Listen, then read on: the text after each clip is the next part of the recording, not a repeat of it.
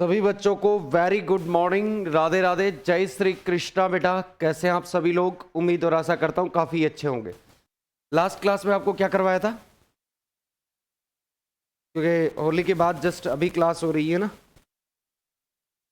अधिश क्षेत्र करवा दिया था। ठीक है। पृथ्वी का घनत्व है कमरे के ताप पे के प्रत्येक बिंदु पर परिभाषित किया जा सकता है ना।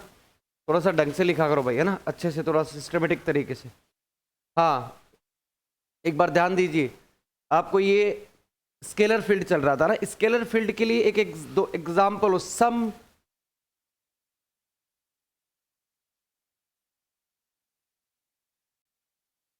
अगर बोर्ड पे देखना सारे बच्चे, ये दो इक्वी पोटेंशियल, या आप इनको सम अदिश पृष्ठ बोल सकते हो या सम विभव पृष्ठ, जिन पर पोटेंशियल की वैल्यू क्या हो, सभी पूरे पृष्ठ के ऊपर क्या होगी? सेम। ध्यान से तुम ना, जो लास्ट क्लास के अंदर करवाया था उससे जस्ट आगे एग्जाम्पल ही चल रहे हैं।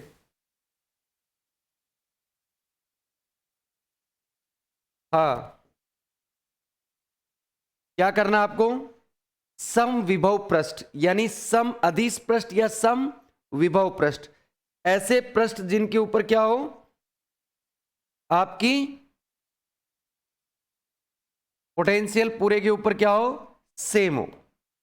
जैसे इसके ऊपर यदि इसमें दो पृष्ठ है, ठीक है, एक पृष्ठ ये अंदर वाला है और एक पृष्ठ वो बाहर वाला है। से पहले वाले पृष्ठ के ऊपर मैं कहूं आपको, इसके ऊपर पोटेंशियल φ1 है, तो इस पूरे पृष्ठ के ऊपर पोटेंशियल कितना होगा? φ1। कहीं पे भी चेक कर लो। ऐसे सरफेस को, जिसके पूरे सरफेस के ऊपर विभव समान रहे, ऐसे पृष्ठों को बोलते हैं हम सम विभव पृष्ठ, इक्वी पोटेंशियल सरफेस। क्या बोलते हैं? Equi potential surface. दूसरे वाले पे यदि मैं बात करूं तुम्हें कि कितना है इस पे पृष्ठ पे φ2, तो इस पूरे बाहर वाले पे कितना रहेगा? φ2। इसे बोलेंगे सम विभव पृष्ठ। क्या बोलेंगे इसको? सम विभव पृष्ठ, या इसको क्या बोलते हैं भाई? सम अदिश पृष्ठ। ठीक है, क्या बोलते हैं इसको? सम अदिश पृष्ठ, इक्वी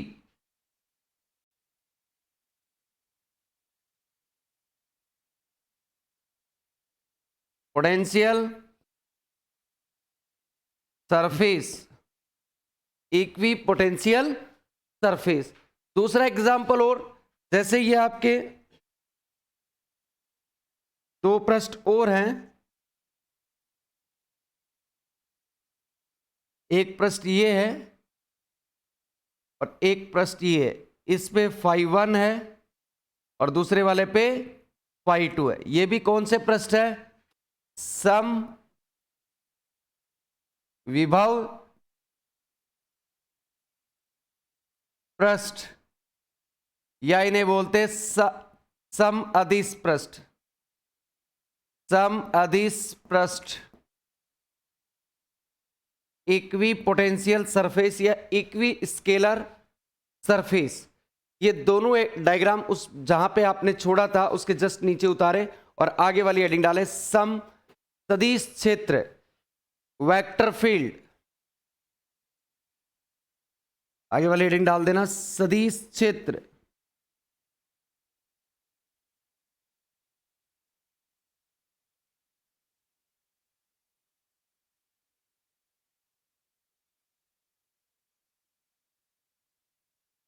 फटाफट लिखो। उसके बाद हेडिंग डाल देना सदिश क्षेत्र।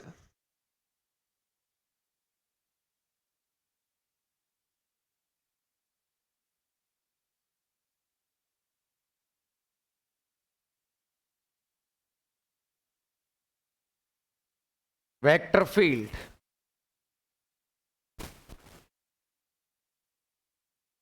फील्ड तो मैंने समझा दिया, तो तुम्हें क्या होता है? सेम एक टाइप में ये आपका सदिश पृष्ठ हो जाए, सदिश फील्ड हो जाएगा, सदिश क्षेत्र।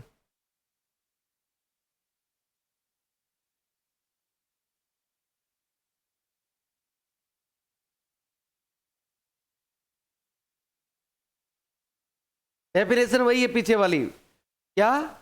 वह क्षेत्र जिसमें दिए गए समय पर एक सदिश राशि पूर्णतः परिभाषित हो। समझ गए मेरी बात? उसमें अदिश राशि को परिभाषित कर रहे थे, इसमें किसको करेंगे? सदिश राशि। डायग्राम बना लिया, नीचे हेडिंग डालो सदिश क्षेत्र और लिखो इसके अंदर सदिश क्षेत्र लिखो। वह क्षेत्र जिसमें एक सदिश राशि को वह क्षेत्र जिसमें एक सदिश राशि को वह क्षेत्र जिसमें एक सदिश राशि को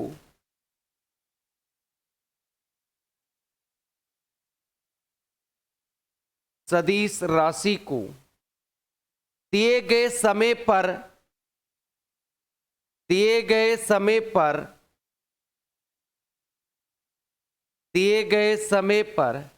प्रत्येक बिंदु पर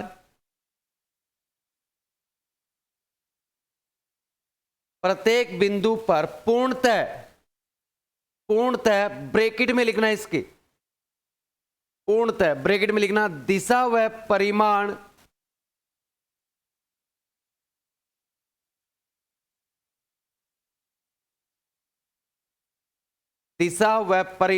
ब्रैकेट बंद करो परिभाषित किया जा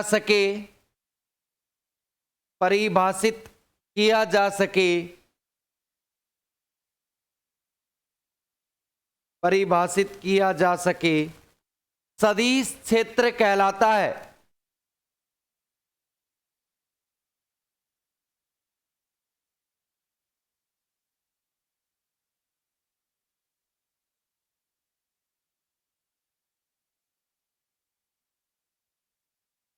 सदिश क्षेत्र कहलाता है। एग्जाम्पल लिखो, दिशा सूचक यंत्र की सुई पर बल, दिशा सूचक यंत्र की सुई पर बल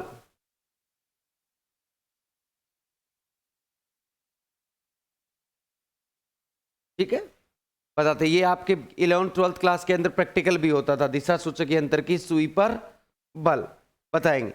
लिखो इंग्लिश मीडियम वाले वेक्टर फील्ड लिखो, a region of space in which a region of space in which a region of space in which a vector quantity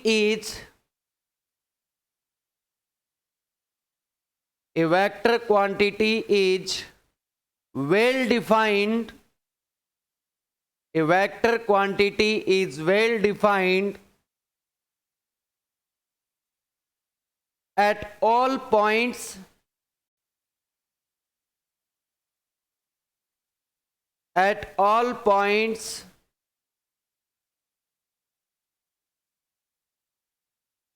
and have a unique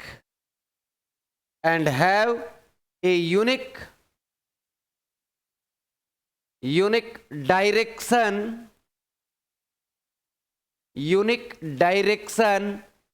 at any instant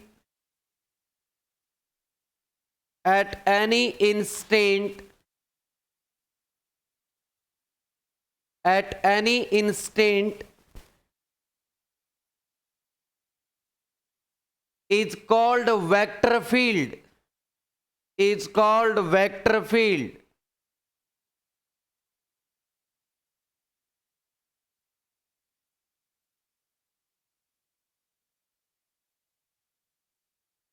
example लिखो, force on a compass needle, force on a compass needle,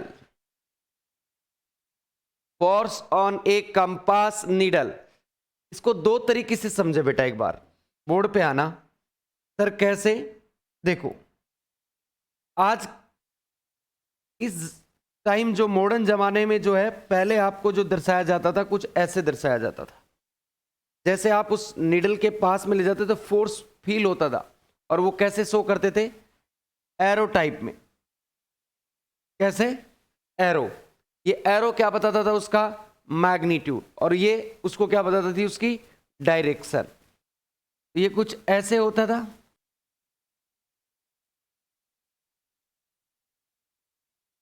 कुछ इसी तरीके से।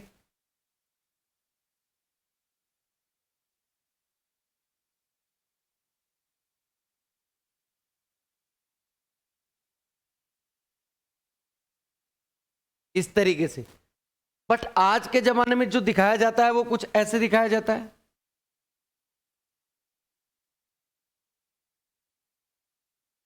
ऐसे। तो sir इसके ऊपर कैसे निकालें? इसके किसी भी बिंदु पर अपन टेंजेंट डालेंगे ना, टेंजेंट का मतलब स्पर्श रेखा, उस पॉइंट पर फील्ड की डायरेक्शन को बताएगी वो टेंजेंट। किसकी बताएगी? फील्ड की डायरेक्शन को। उदाहरण एग्जांपल ये फटाफट।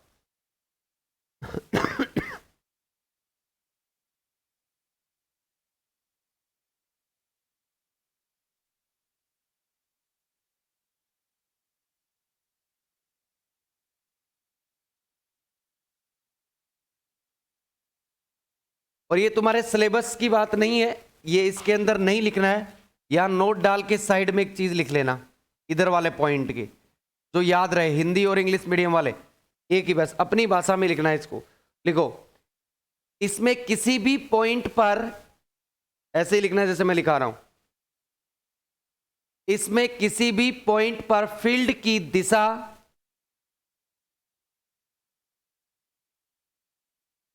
इसमें किसी भी पॉइंट पर फील्ड की दिशा उस पॉइंट पर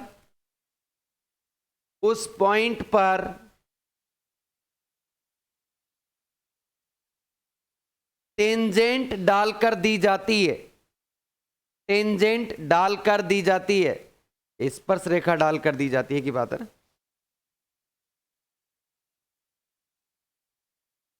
टेंजेंट डालकर दी जाती है, ठीक है। अब आगे वाली हेडिंग डाल लीजिए। लिखो, सदिश क्षेत्र मुख्य दो प्रकार के होते हैं। सदिश क्षेत्र मुख्य दो प्रकार के होते हैं। इंग्लिश में लिखो, there are two types of vector field.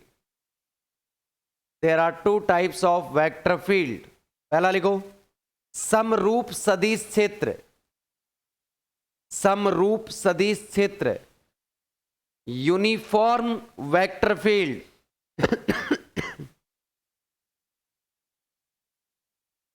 दूसरा लिखो, असमरूप सदिश क्षेत्र, non uniform vector field.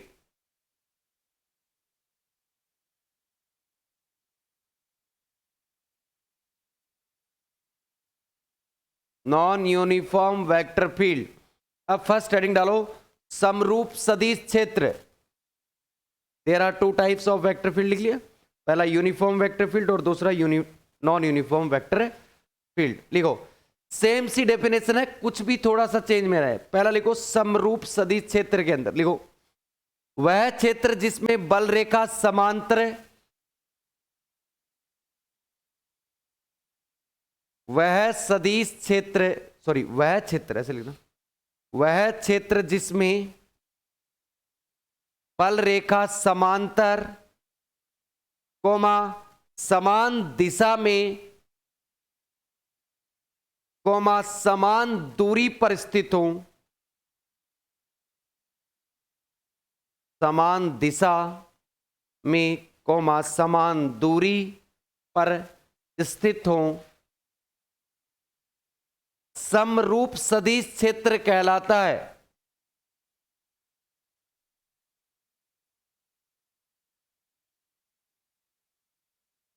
Example बताओ इसका। पैरेलल कैपेसिटर प्लेट देखी हुई है, पैरेलल, दो समांतर आवेशित चालक प्लेटों के मध्य, जो मध्य में जो क्षेत्र होता है ना, वो कैसा होता है? समरूप। केवल मध्य में, यदि उसकी बाउंड्री पे बात किया जाए तो बाउंड्री के ऊपर क्या नहीं होता, वो समरूप नहीं होता है। इस बात को ध्यान रखिए भाई। कैसे? देखो,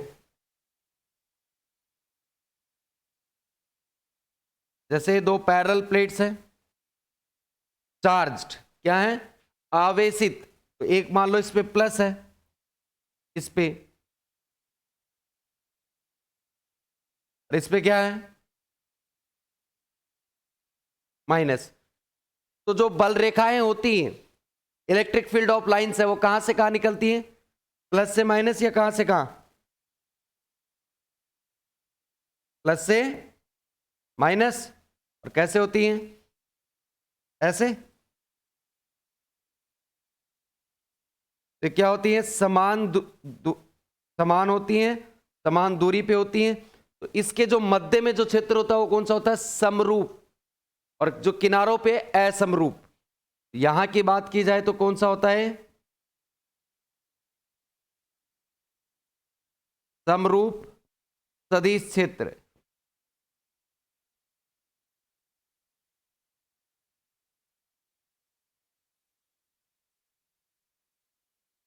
uniform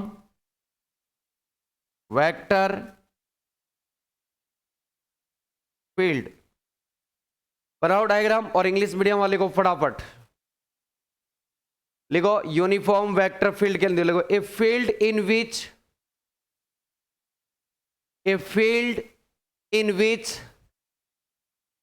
the value of field strength, the value of field strength is same at all points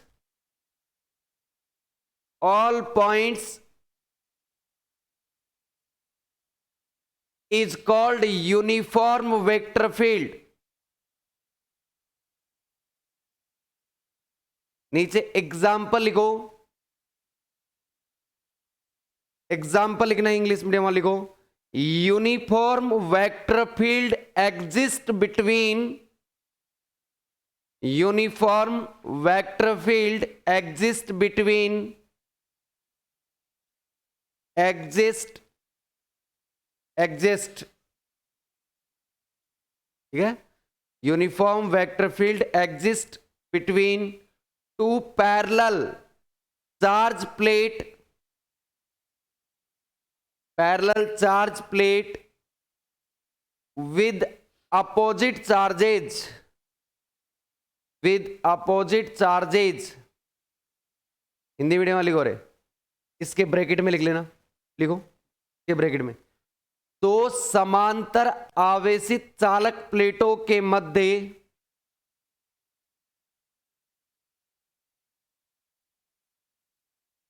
दो समांतर आवेशित चालक प्लेटों के मध्य समरूप क्षेत्र होता है, समरूप क्षेत्र होता है।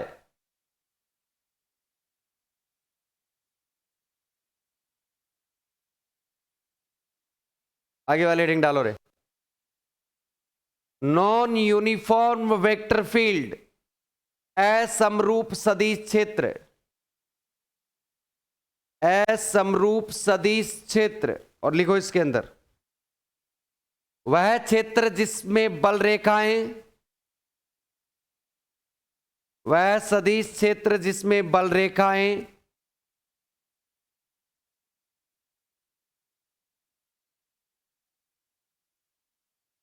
समान दिशा में न हो, समान दिशा में न हो, समान दिशा में न हो, कोमा असमरूप सदिश क्षेत्र कहलाता है, असमरूप सदिश क्षेत्र कहलाता है।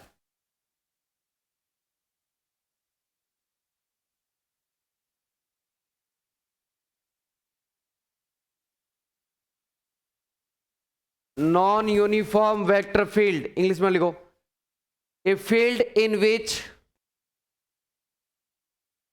a field in which the value of field strength, a field in which the value of field strength is not same, is not same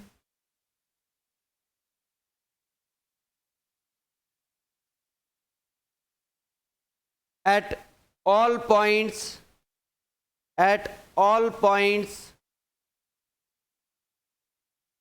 comma is called non-uniform vector field, is called non-uniform vector field, is called non-uniform vector field. इसमें क्या होगा बेटा, देखो जैसे इसमें क्या होगा, ये जो फील्ड स्ट्रेंथ होगी ना, कोई बड़ी होगी कोई छोटी होगी, ठीक है, तो ये कुछ ऐसे होगी,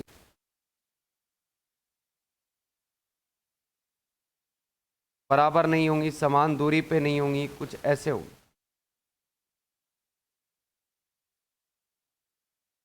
बनाओ ये डायग्राम और ब्रैकेट में लिखना नॉन यूनिफॉर्म वेक्टर फील्ड.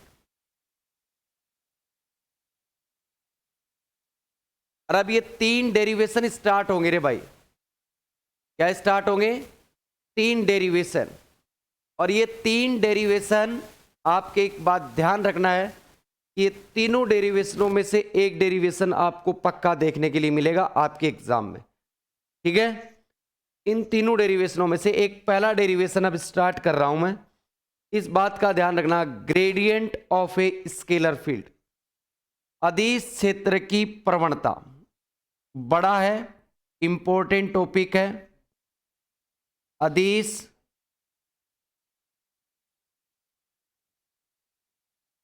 क्षेत्र की प्रवणता.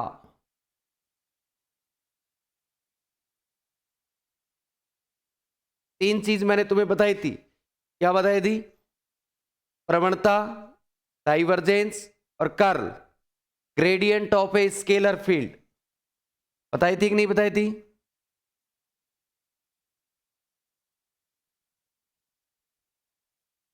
ग्रेडियंट ऑफ स्केलर फील्ड, ये टॉपिक काफी इंपॉर्टेंट है. डालो हेडिंग.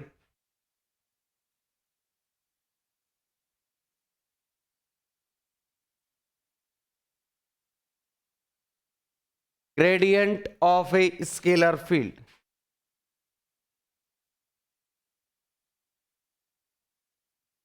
अदिश क्षेत्र की प्रवणता इंपॉर्टेंट टॉपिकों में से अभी एक. वैसे तो यदि डेल ऑपरेटर की बात की जाए तो डेल ऑपरेटर तो आपने पढ़ा है. यदि डेल के साथ कोई भी ऑपरेशन नहीं होता उसे क्या बोलते हैं हम? ग्रेडियंट. पर इसको लिखने का तरीका देखो, यहां ओब्लिक डाल के इसी ब्रैकेट में और ऐसे लिखेंगे GRAD, ग्रेड और फाई. कैसे लिखा जाता है? Grad phi. कैसे लिखा जाएगा? Grad phi. या इसका दूसरा तरीका है लिखने का, इसको या तो डेल और आगे फाई. ध्यान रखना कोई भी ऑपरेशन इसके अंदर नहीं इंक्लूड है. तो लिखने का तरीका कैसे? ग्रेड फाई या डेल फाई. जब भी ग्रेडियंट आएगा ये दोनों चीजों में से कोई चीज एक लिखी हुई आपको मिलेगी. अब इसके अंदर तुम्हें मैंने पहले दिन भी बताया था कि जरा चेक करो, ये ऐसे लिखा हुआ है डेल और फाई. ये जो क्वांटिटी आ रही है कैसी है आपकी? अदिश. कैसा है? अदिश. यहां पे कैसा आएगा? अदिश यानी स्केलर. कैसा आएगा रे? स्केलर. और ये क्या है आपका? डेल ऑपरेटर, डेल संकारक. डेल, और जब ये ऑपरेशन कंप्लीट हो जाएगा तो हमें क्या मिलेगी? क्वांटिटी वेक्टर यानी सदिश. तो इसको पहले हेडिंग क्या डली हुई है चेक करो, अदिश क्षेत्र की प्रवणता, gradient of a scalar field. तो हमेशा ग्रेडियंट स्केलर की ली जाएगी और हमें मिलेगा क्या? वेक्टर. तो आपसे पूछा जाए ग्रेडियंट क्या है एक, तो बोलोगे एक वेक्टर क्वांटिटी है ग्रेडियंट. क्या है? वेक्टर. समझ गए मेरी बात? अब आप एक काम करो, इसकी डेफिनेशन लिखो, फिर इसका डेरिवेशन करते हैं। लिखो, अदिश क्षेत्र में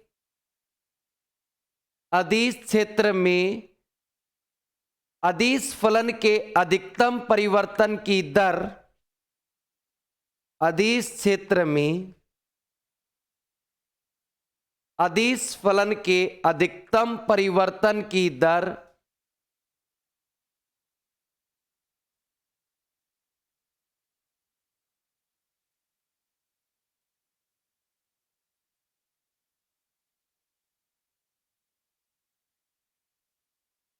अदिश क्षेत्र में अदिश फलन में अधिकतम परिवर्तन की दर उस अदिश क्षेत्र की प्रवणता कहलाती है। उस अदिश क्षेत्र की प्रवणता कहलाती है।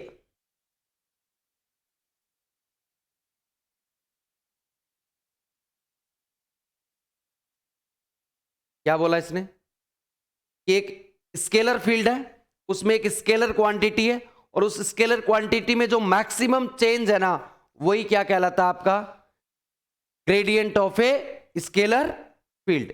और लगाओ बीच में और दूसरी डेफिनेशन लिखो, इसमें और लगाओ बीच में और दूसरी डेफिनेशन लिखो, और लिखो अदिश राशि का दूरी के साथ अधिकतम परिवर्तन, अदिश राशि का दूरी के साथ अधिकतम परिवर्तन, अदिश राशि का दूरी के साथ अधिकतम परिवर्तन को अधिकतम परिवर्तन को अदिश क्षेत्र की प्रवणता के रूप में, अदिश क्षेत्र की प्रवणता के रूप में परिभाषित किया जाता है, परिभाषित किया जाता है। अब तुम एक मिनट रुक जाना, ठीक है। सेम बात है ये भी, इसमें क्या बोला कि एक स्केलर क्वांटिटी है, उसका जो डिस्टेंस है उसके साथ जो मैक्सिमम चेंज है वो किसके रूप में डिफाइन किया जाएगा, gradient of a scalar field के रूप में, और अदिश क्षेत्र की प्रवणता के रूप में। ऊपर भी तो हम यही बोल रहे हैं कि अदिश क्षेत्र में अदिश राशि में जो अधिकतम परिवर्तन है वो किसके रूप में परिभाषित होता है, अदिश क्षेत्र की प्रवणता के रूप में, ठीक है। Gradient of a scalar field English में लिखो। फर्स्ट एग्जांपल लिखो, टू स्केलर फील्ड, यस ऐसे लिखो, इन स्केलर फील्ड, ऐसे लिखो, in scalar field, in scalar field comma, in scalar field comma the maximum rate of change of, the maximum change of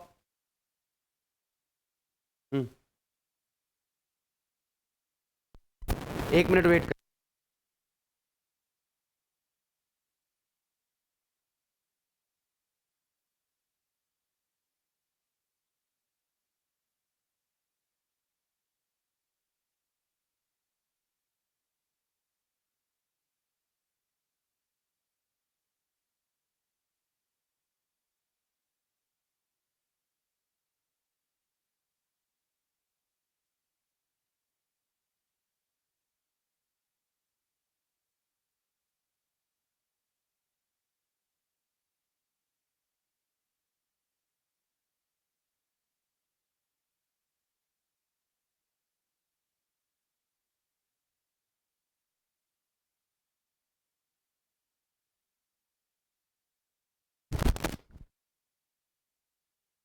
हाँ लिखो, in scalar field comma, in scalar field comma the maximum rate of change, the maximum rate of change of scalar quantity, of scalar quantity is called gradient of scalar field, is called gradient of scalar field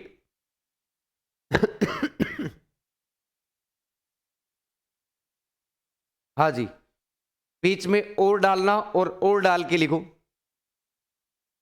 और डाल के लिखो।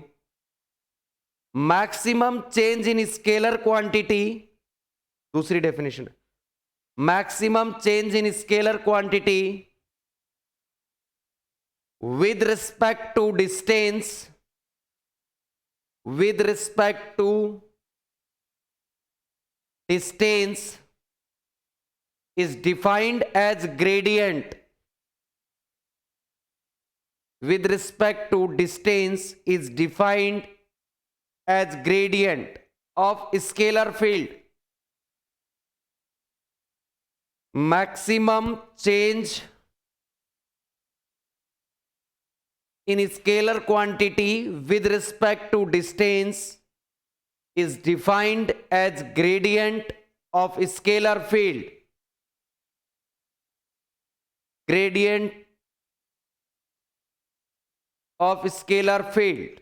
अब आओ, क्या बोला गया, दोनों एक ही बात है। एक में बोल रहा है कि जो अदिश क्षेत्र है उसमें अदिश राशि में अधिकतम परिवर्तन आपका क्या कहलाता है, अदिश क्षेत्र की प्रवणता, यानी in scalar field maximum change in scalar quantities called gradient of a scalar field.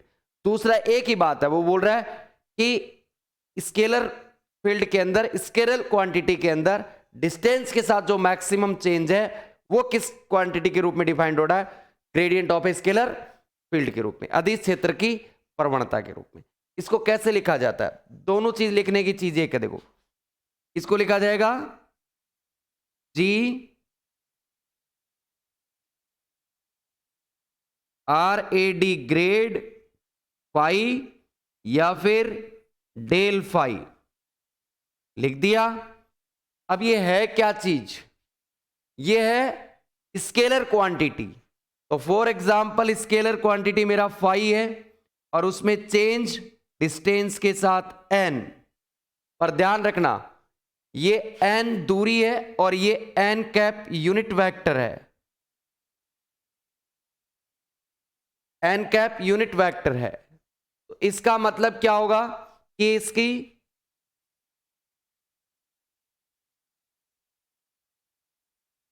मैं एक डिब्बा बना देता हूं, एक सेकंड रुक जाओ तो।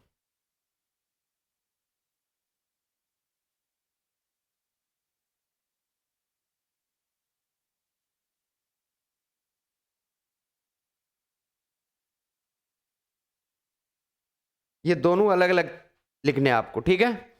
अब देखो, तुम्हें पता है इसके अंदर जो चीज आएगी वो स्केलर आएगी, और फिर जो हमें मिलेगा वो क्या मिलेगा, वेक्टर मिलेगा। ग्रेड फाई डेल फाई, यानी उस फाई का दूरी के साथ चेंज पर ये आएगा एन कैप, दिशा आ गई, जहां एन क्या है, दूरी डिस्टेंस, जहां एन क्या है, दूरी यानी डिस्टेंस,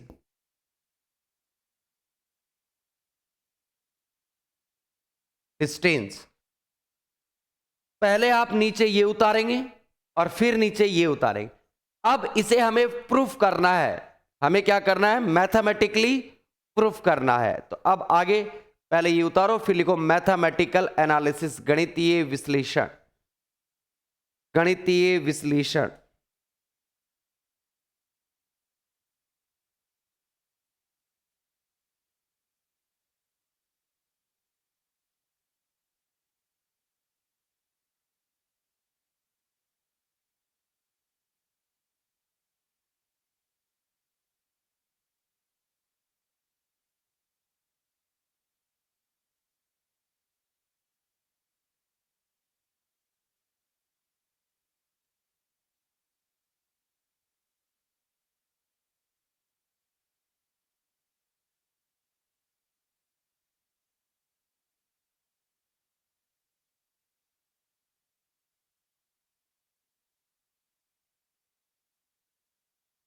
उतारो भाई डायग्राम, उतार, ये दोनों उतार के फिर बताओ, और अलग सेटिंग डालना, मैथमेटिकल एनालिसिस, गणितीय विश्लेषण।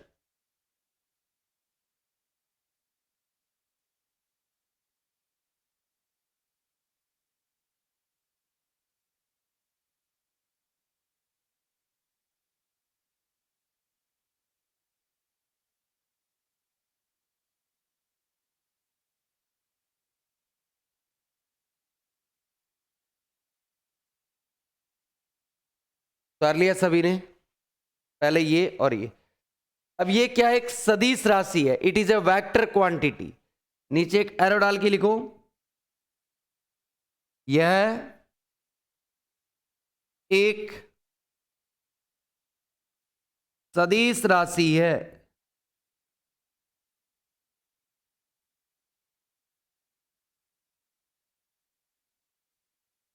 It is a vector quantity, it is a vector quantity. अब हेडिंग डालो गणितीय विश्लेषण, मैथमेटिकल एनालिसिस। तो आज की जो क्लास थी वो सुबह सुबह वाली थोड़ा सा लेट स्टार्ट होती है, क्योंकि 7 बजे वाली जो क्लास होती है ना वो कई बार लेट हो जाती है, ठीक है। तो अब ध्यान रखिए, कंटिन्यू क्लासेस है आपकी, किसी प्रकार का कोई ऑफ नहीं है। जब तक कोई ऑफ नहीं है फटाफट अपनी क्लासेस कंप्लीट करेंगे। यूनिट फर्स्ट थोड़ा सा लेंदी है, संडे के दिन जो क्लास है उसमें अपनी यूनिट फोर्थ चलेगी इस बार, ठीक है। ध्यान रखना वो थोड़ी सेपरेट यूनिट है, 2 यूनिट साथ में चला गए। इस बार तुम्हारा रिवीजन वगैरह सब कुछ पूरा प्रीपेड करवा के चलूंगा। जैसे ही पहले से आपको, जैसे यूनिट फर्स्ट कंप्लीट हुई इसके टेस्ट मिल जाएगा, यूनिट सेकंड खत्म हुई उसका टेस्ट मिल जाएगा, साथ में ही उसके न्यूमेरिकल हर टॉपिक है। जैसे टॉपिक खत्म होगा इसके सारे न्यूमेरिकल एक साथ करवाए, ठीक है। आज के लिए राधे राधे, जय श्री कृष्ण बेटा।